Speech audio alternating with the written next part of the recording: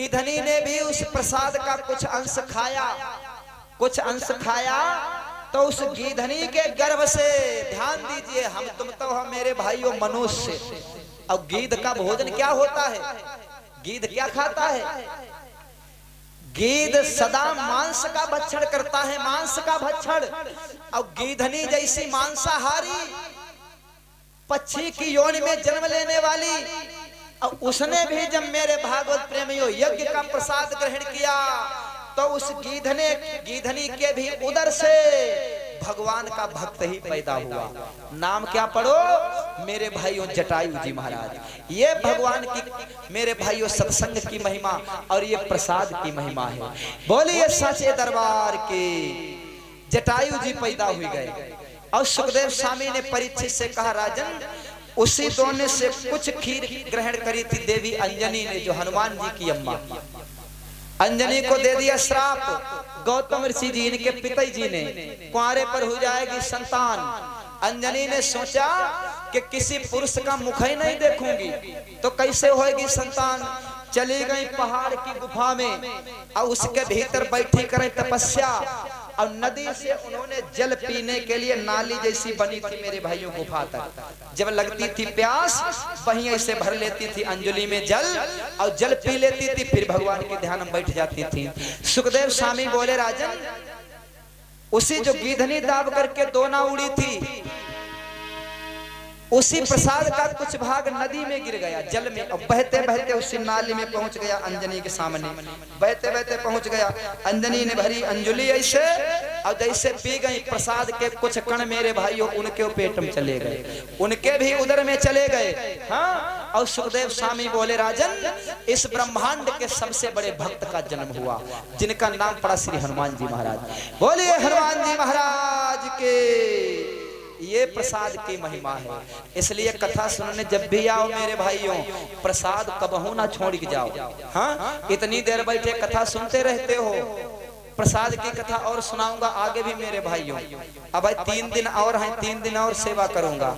हमारी प्रथम सेवा आपके गांव में है मेरे भाइयों, आगे सुनाऊंगा कथा में क्या क्या महिमा प्रसाद की होती है। गीधनी जैसी मांसाहार ने धारण किया, जटायु जैसे भक्त पैदा हुए गए। अंजनी ने प्रसाद धारण किया, हनुमान जैसे भक्त पैदा हुए गए। हाँ, अब क्या हुआ?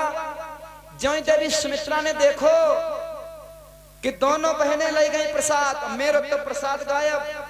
गीधनी उड़ी गई लेके, सुमित्रा रोने लगी। अब क्या होगा? कौशल्या के होएगी संतान, कैकेयी के होएगी संतान, और मेरे तो फूट गए कर्म, मैं भी खा लेती प्रसाद तो मेरे भी हो जाती संतान। रोने लगी।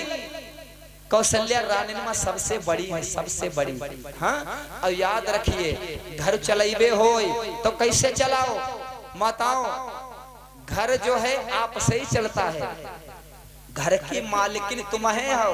कौशल्या से सीखो कैसे चलाया जाता है घर। जैसे सुमित्रा रोई, कौशल्या ने झांका अपने कमरे से, बहनी सुमित्रा रोई रही है। क्यों रो रही हो बहना? सुमित्रा बोली, दीदी, मेरे तो प्रसाद लेके उड़ गई, गीधनी उड़ गई, अब मैं क्या करूं? कौशल्या बोली, बहना, अभी हमने भी अपनो प्रसाद खायो नहीं खाया है, रखा है। ले बहनी, आधो हमारे में से ले ले, मेरे में से आधो ले ले। रिश्ता क्या है माताओं कौशल्या सुमित्रा कैकेयी में? क्या रिश्ता है? परस्पर आपस में है सौत है एक दूसरे की, और फिर भी एक दूसरे में इतना प्रेम। कौशल्या बोली, बहनी, मेरे में से ले वाले सौत है, सौत। और तने को अपनी छाती पर हाथ धइ के देखाओ, हाँ, करी पाई हाओ, नहीं हो पाएगा। हाँ, कोई बात नहीं, ना हो पाए। घर में देवरानी, हाँ, जिठानी, सासू अम्मा, तो जो सबसे बड़ा हो घर में, सबसे बड़ा, उसको क्या चाहिए? जो घर में छोटी देवरानी, फिर उनसे छोटी वाली देवरानी, ये जेठानी का धर्म बनता है। हाँ, पति देव गोपा माँ से लेके आए किलो भर रसगुल्ला, तो का कराओ? पूरो डिब्बा उठाए धल्ले अपने बकसाम धल्ले देवरा जेठा देवरानी जेठानी जनिबई ना करें भीतर भीतर पार कर दे। हाँ ऐसा ही करती हो ना। लेकिन सुखदेव स्वामी परीक्षित से कहते हैं घर में सुख चाहिए, शांति चाहिए अगर तो क्या करना पड़ेगा। छोटे पर हमें कविता पढ़ा करते थे, उस कविता में क्या कहा जाता था, छोटे छोटे लड़के तुम हो सुन ले, बांट बराबर हम मिल खाएं, कुछ भी हो उसको बांट कर खाना चाहिए, बांट कर। अकेले खाने वाला दरिद्र हो जाता है, दरिद्र जो अकेले खाता है छिपा कर खाता है दरिद्र हो जाता है। कोई चीज पति महाराज लेके आए, सास ससुर से छिपाई लई, देवर जेठन से छिपाई लई, तो मेरी माताओं ऐसे घर में कभी लक्ष्मी नहीं आ सकती, ऐसे घर कभी सुखी नहीं हो सकते। आपने बहुत सुनी होगी कथाएं, सुदामा जी की सुनी होगी कथा। सुदामा जी से बड़ो मेरे भाइयों कोई ज्ञानी ना आई, बहुत बड़े विद्वान, और सुदामा जी ने कहा करो चना अकेले ही खाई ले, अकेले ही खाई ले। और जब अकेले खा लिए तो क्या हुआ, का भाव दरिद्र हुई गए, धन संपत्ति नष्ट हो गई सुदामा जी महाराज जी की, नष्ट हुई गई। चाहते हैं अगर आप लोग कि मेरे घर में कभी धन नहीं कम हो, मेरा परिवार सदा सुखी रहे, तो अकेले खाने की आदत छोड़ दे। कोई चीज घर आवे भले थोड़ी ही हो, सबसे पहले देव सास ससुर का, उसके बाद जो घर के छोटे बच्चा हो, चाहे देवरानी को हो, चाहे जेठानी को हो, चाहे किसी को हो, चाहे पड़ोसी कोई क्यों ना हो, अगर तुम्हारे घर में है तो थोड़ा उसके भी हाथ पर रख दो। जो बांट कर खाता है, सुखदेव स्वामी कहते हैं राजा परीक्षित से, राजन उसके जीवन में धन ऐश्वर्य की कमी नहीं रहती, और जो अकेले अकेले खा लेता है, छिपा करके खा लेता है, तो उसके जीवन में मेरे भागवत प्रेमियों कभी भी उसके जीवन से दरिद्रता नहीं जा सकती, सदा जीवन मेरे भागवत प्रेमियों दुखी रहेगा। ये भगवान की कथा कहती है, ये मेरे भाइयों सत्संग कहता है। मैं आपको ये सुनाना चाहता हूँ, बहुत कथाएं सुनी होंगी आप लोगों ने, कथा का मेरे भागवत प्रेमियों यही औचित्य है, सत्संग का यही औचित्य है कि हमारा जीवन बदलना चाहिए, हमारी आदतों में सुधार आना चाहिए, इसलिए होती है कथा। और खाली मजा लेने हो, खाली मजा तो नौटंकी कराई ले, ढोला कराई ले, नाच कराई ले, खूब मजा लाई ले, लेकिन कथा कराओ, सत्संग जब हो मेरे भागवत प्रेमियों, तब क्या होना चाहिए, बोले तब केवल मन को निर्मल करो, उसमें मजा नहीं ढूंढिए, मजा नहीं ढूंढिए। शरीर में जब रोग हो जाता है ना, रोग जब हो जाता है शरीर में, तो कहाँ जाते हो, डॉक्टर के पास।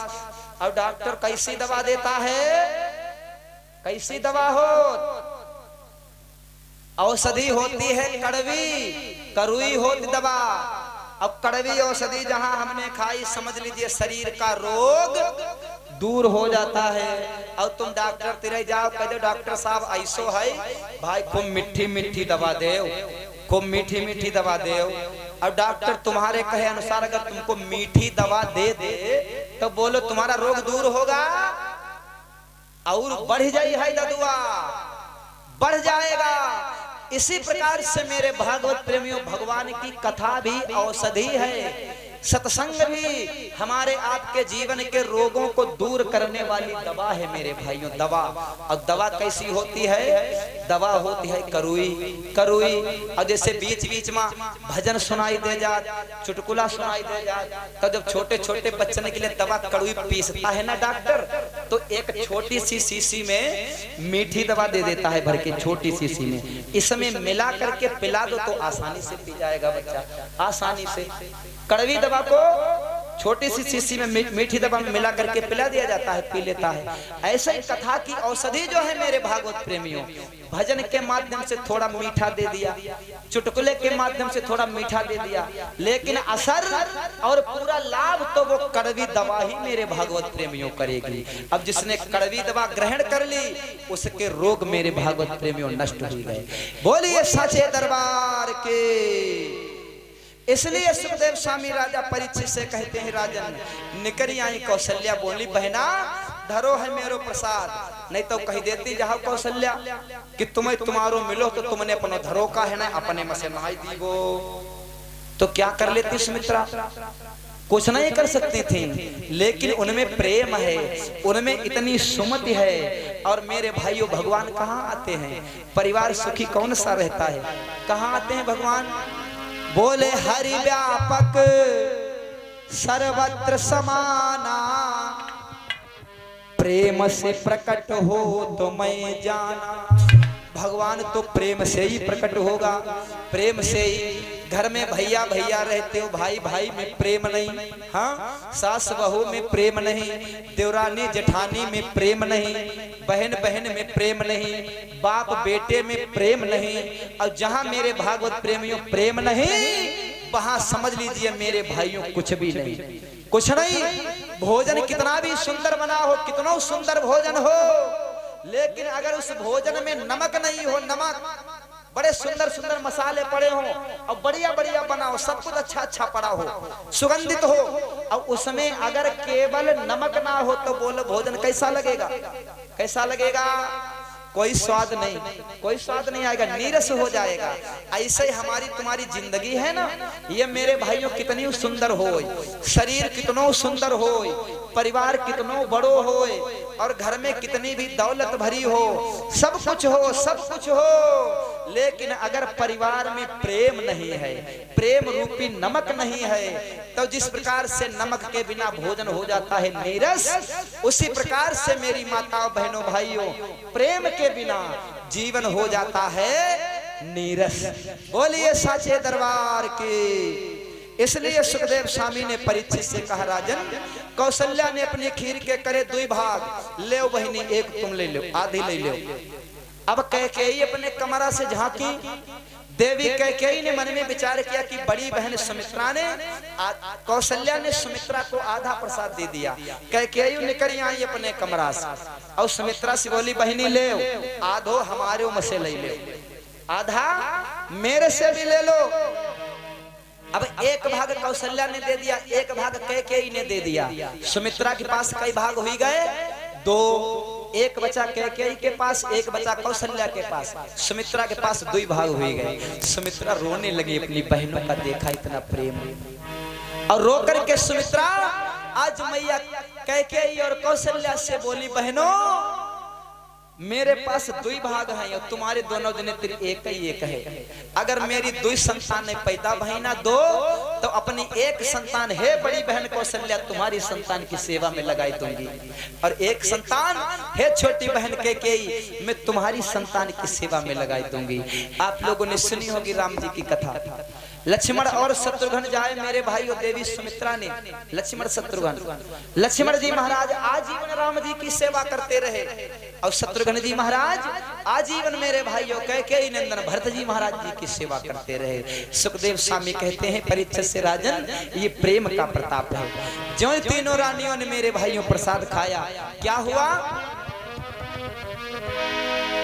अरे वृक्षों में पात नवीन खिले, सरयू तट सुंदर फूल हुए।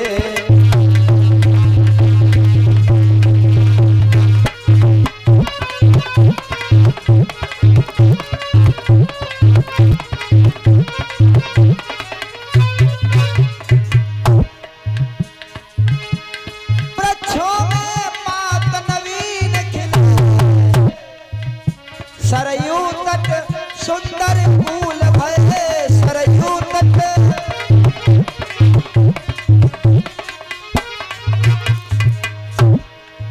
अरे सरयू तट सुंदर फूल भये, अरे भांति भांति शोभा पंचो, और खिल उठे फूल कर फूल भये।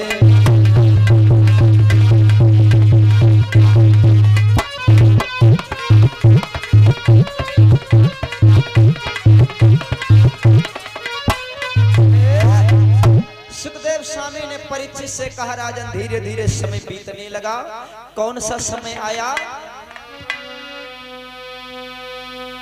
नवमी तिथि मधुमास पुनीता और शुक्ल पक्ष अभिजित हरिप्रीता।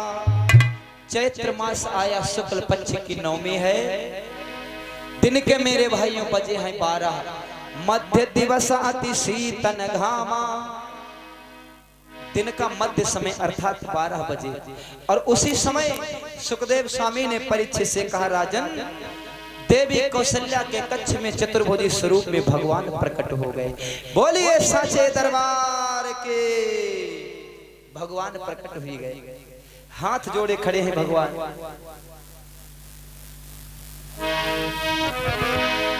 जो भगवान प्रकटे, प्रणाम किया माता कौशल्या को भगवान ने। भगवान बोले, देवी प्रणाम करता हूं आपको। जो मेरी माताओं सज्जन देवियां होती हैं, पतिव्रता देवियां होती हैं, पति की सेवा करने वाली जो देवियां होती हैं, और जो देवियां अपने परिवार को संग में लेकर के चलने वाली होती हैं, उनको भगवान भी प्रणाम करते हैं। भगवान आज भगवान ने देवी कौशल्या को किया प्रणाम। और भगवान बोले, देवी ये मेरा सौभाग्य होगा जो तुम्हारे जैसी माँ हमको मिली। तुम्हें हमें माँ कहने का। भगवान बोले, हम बड़भागी हुई गए। भगवान बोले, मैं धन्य भागी हो गया जो तेरी गोद हमें खेलने को मिली है। कौशल्या मैया बोली, मेरे पुत्र बन के आए। हाँ, तो क्या करो कि जय शिशुलीला। अभी तो चतुर्भुजी रूप में खड़े हो, आप शिशु लीला कीजिए। नन्हे बालक बन के मेरी गोद में आओ। कौशल्या मैया ने जैसे ही कही, मेरे लड़का बन जाओ, शिशु बन जाओ। और भगवान तुरंत बन गए। गोदी में कुलबुलाने लगे भगवान। हम लोग भी भगवान से कहते हैं कि प्रभु ऐसो कर देव, वैसो कर देव। भगवान सुनता ही नहीं, हमारी तुम्हारी सुनते ही नहीं भगवान। और कौशल्या ने एक ही बार कही, लड़का बनाओ मेरे। भगवान तुरंत बन गए, तुरंत बन गए भगवान। क्यों? क्योंकि सुखदेव स्वामी राजा परीक्षित से कहते हैं, राजन जो सतकर्मी धर्मवान सेवा भावी होते हैं, उनकी आज्ञा पालन भगवान भी करते हैं। भगवान और जो केवल अपने स्वार्थ हेतु जुड़ता है परमात्मा से, तो परमात्मा उसकी नहीं सुनते फिर। और जो ही भगवान मेरे भाइयों गोद में प्रकटे, मैया कौशल्या बोली, प्रभु हाँ, अब जब बालक प्रकटता है तो वो रोता है, रोने लगता है, तो रोइए प्रभु। सुनि बचन सुजाना और रोदन ठाना, हुई बालक सुरभूपा। भगवान मैया कौशल्या की गोद में रोने लगे, रोने लगे।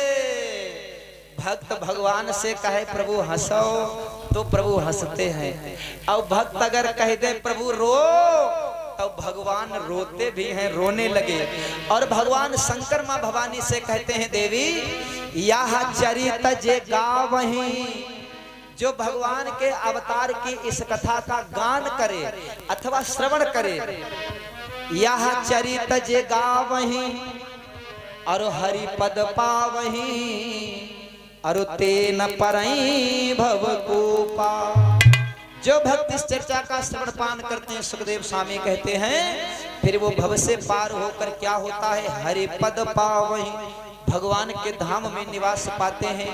जो ही भगवान मेरे भाइयों रोए मैया कौशल्या के कक्ष में, भगवान शंकर माँ भवानी से बोले, देवी अरे सुन शिशु रुदन परम प्रिय पानी।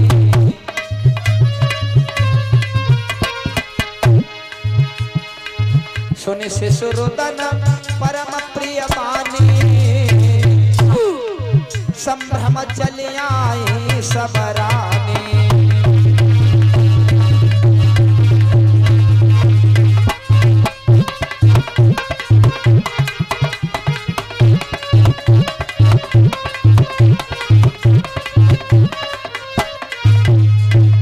जो ही भगवान मैया कौशल्या के कक्ष में रोए, दासियां इधर उधर दौड़ने लगी, भागने लगी। हाँ, क्योंकि तीनों रानियां गर्भवती हैं।